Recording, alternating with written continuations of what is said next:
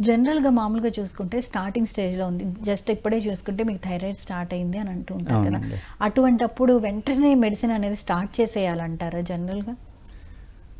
చాలా మంది వాడటం స్టార్ట్ చేస్తారు. అది కంటిన్యూ అయిపోతుంది. థైరాయిడ్ కంట్రోల్‌లో ఉన్నా కూడా ఈ మెడిసిన్ వాడుకుంటుంటే మాత్రమే థైరాయిడ్ కంట్రోల్‌లో ఉంటుంది అవునండి. అనే ఫీలింగ్‌లో కంటిన్యూ అయిపోతూ ఉంటారు కదా! ఇయర్స్. ఎందుకు అటువంటి సిట్యుయేషన్ వస్తుంది? వాళ్ళ లైఫ్ స్టైల్‌ని ఏ విధంగా చేసుకుంటే గనక ఈ మెడిసిన్ అనేది వాడకంలో తక్కువగా ఉండటం జరుగుతుంది? అవును. అదే థైరాయిడ్ డిటెక్ట్ అయ్యిందనుకోండి, హ్మ్. మన లైఫ్ స్టైల్ చేంజ్ చేసుకొని ఒక 2, 3 నెలలు హ్మ్. ఆగి వెయిట్ చేస్తే బెటర్. మెడిసిన్ జోలికి మెడిసిన్ జోలికి వెంటనే. వెళ్ళకుండా. హ్మ్. కాకపోతే ఇప్పుడు మెయిన్ ప్రాబ్లం ఏమవుతుందంటే అండి, హ్మ్.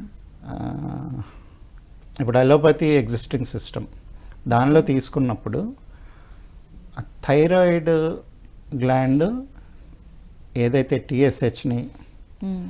ఎక్కువ ప్రొడ్యూస్ చేస్తుందో, లేకపోతే T3, T4ని ఎక్కువ ప్రొడ్యూస్ చేస్తుందో, దాన్ని బ్యాలెన్స్ చేయడానికి మనం కెమికల్ మెజర్స్ ఇస్తున్నాం. కానీ హ్మ్. ఆ స్టిమ్యులస్ని రెడ్యూస్ చేయడానికి యాక్ట్ చేయట్లేదు. Okay. First of all okay, బాడీలో మెటబాలిక్ ఇంబ్యాలెన్స్ వచ్చింది. హ్మ్. థైరాయిడ్ గ్లాండ్ అంటే థైరాయిడ్ హార్మోన్స్ ఎక్కువ తక్కువ అవుతున్నాయి, ఫ్లక్చువేట్ అవుతున్నాయి.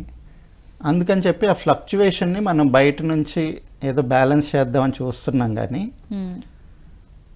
ఆ రీజన్ ఏంటి, ఓకే. దానికి ఎవరు మెడికేషన్ ఇవ్వట్లేదు. హ్మ్. ఇప్పుడు అదే సిస్టమ్ మన హోమియోపతిలోని కానీ హ్మ్. ఆయుర్వేదిక్లో కానీ ఎంతసేపు మీరు ఆ గ్లాండ్, ఆ థైరాయిడ్ లెవెల్స్ హ్మ్. వాటిని చూసినంత వరకు అక్కడ సొల్యూషన్ దొరకదు. హ్మ్.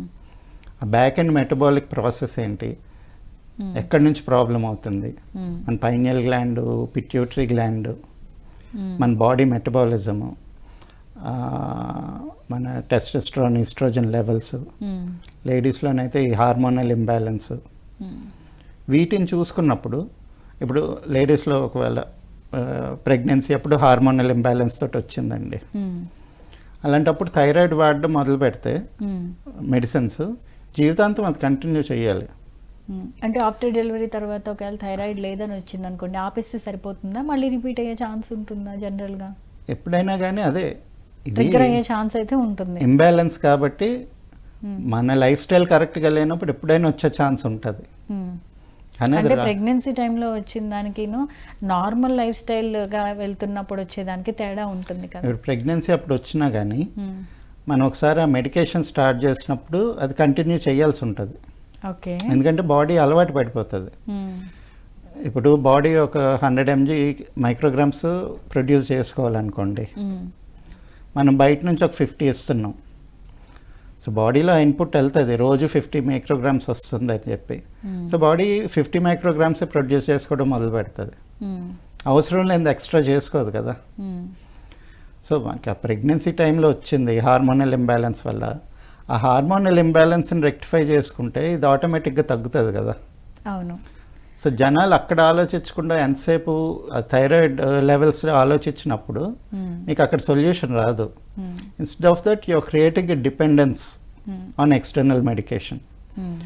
అందుకని ఇది ఒక పెద్ద ప్రాబ్లం కింద మారిపోయింది ఇవాళ రేపు సొసైటీలో. ఎందుకంటే మన సొల్యూషన్ దగ్గర వెతకట్లేదు, హ్మ్. సప్లిమెంట్ గురించి వెతుకుతున్నాం. హ్మ్.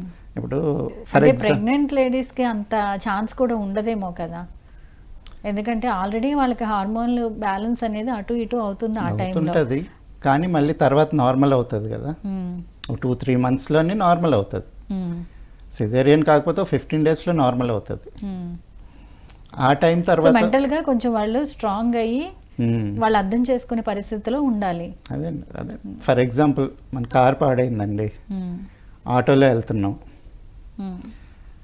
అది సొల్యూషన్ కాదు కదా. ఇంకా ఆటోలోనే వెళ్తూ ఉండాలి అవును. కార్ రిపేర్ చేయించుకోకపోతే. యెస్.